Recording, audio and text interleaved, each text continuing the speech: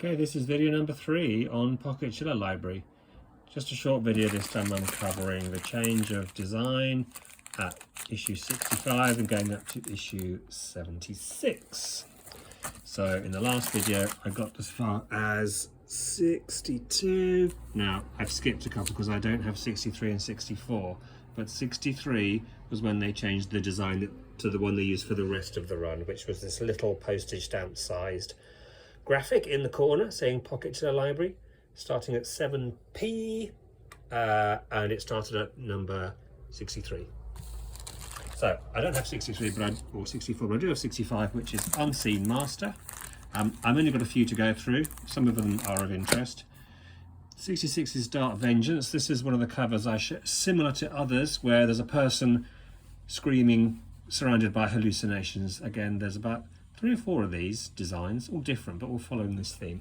That's called Dark Vengeance. Surprise, surprise, it's about revenge for crimes, supernatural revenge, which is very, very common. Then we've got 67 Trip Fantastic, which is a sci-fi, a very silly science fiction story. Really silly, that one is. 69 is the next one I've got. I don't have 68. Born to be Evil, which is about a nurse coming to care for a young or a man in a spooky house. This is an artist I really like as well. I think this is the, no, I don't know if this artist has have I shown any before, but he uses a lot of this kind of stippled effect, which I really like, and he does great like contrasty images. He does a lot from top down as well. I'll see if I can find one. He's very good at unusual angles. There's a great one in here where someone's walking down a staircase and it's all shown from above, and there's typical like a high angle there. I probably won't find it now, but I really like this artist. Nice picture of the house there. That's a good story. That's Born to be Evil. Then we've got The Hands of Death. Once again, a murder goes results in revenge from beyond the grave. This one is about severed hands coming back from the grave to torment the people who were responsible for the murder. Quite ghoulish, quite realistic, like there's a dead body in the garden.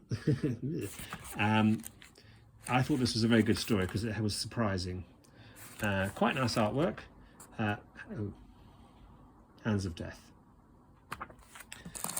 Followed by Return from the Dead. That's not a very good one.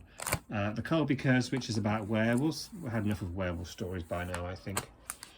This is 73. The Evil Comes from Out There. This is a very weird story about a brilliant scientist who manages to possess somebody, and once he's possessed this woman, he uses her to conduct ridiculous, disgusting experiments on people, and he builds a mutant creature out of people stitched together. It's a very bizarre story, and it has a very, very strange ending, which I can't really explain. That's a weird one. I don't know whose brain dreamt that one up. Fear of Night. This was one of my favourites when I got it. Wow, that's in really nice condition, that one. This is about a woman who thinks she's going mad. She runs off to a retreat, but she gets haunted by horrible visions and apparitions and nasty things. Very nice artwork. Yes, very effective. Lots of dream sequences and sort of very, very, very weird imagery. Here's another weird one. We seem to be on a batch of weird ones. This is called Exterminate. This is about a scientist in a remote castle who comes up with an invention of artificial life, which is actually mini monsters which he grows in test tubes, and they escape, and that cover is something that does happen in the story. It does not have a happy ending. A lot of these stories don't have happy endings. Yeah, they are always very downbeat. But that's number 75. Ooh, 8 pence, that one. And then we're stopping on number 76, Tomb of the Vampire, which is a vampire story set in the middle of the European wilderness somewhere. Stopping there for now, because the next set have something slightly different about them. which I'll cover when I get onto that video. But that's all for issues 65 to 76.